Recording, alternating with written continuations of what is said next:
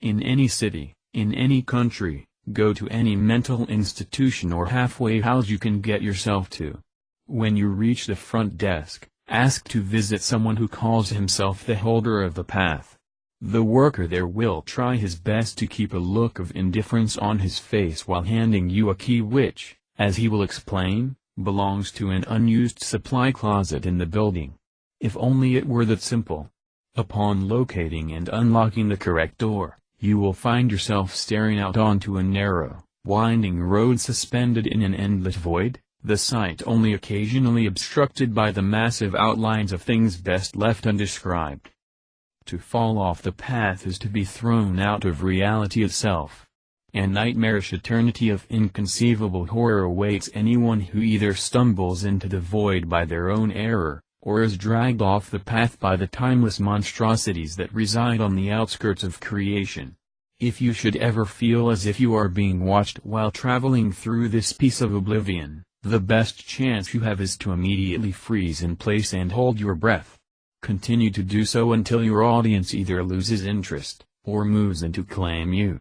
If the latter should occur, feel free to scream as hard as you want, though your screams will fall on deaf ears. At the end of the path lies a door that leads to a small, dirt-caked room. Propped up against the room's far wall is a heavily emaciated corpse. What's left of its skin has long since blackened with necrosis. Approach it and ask one question: how did they acquire guardians? In response to your query, the corpse will begin to stir. A subtle red glow will emanate from its eye sockets as it lifts its head and begins to whisper the long and macabre history of the holders. It will speak of unholy pacts and unspeakable atrocities. Within time, its tale will touch upon every form of evil known to men or God, and a few forms that neither can comprehend. Furthermore, if told the title of any holder, the corpse will reveal that holder's history and the meaning of the object that it protects. Well, almost any holder. The holder of the path will never go into detail about itself. This is because the ghoul hopes that you will not question why it seems to be lacking an object.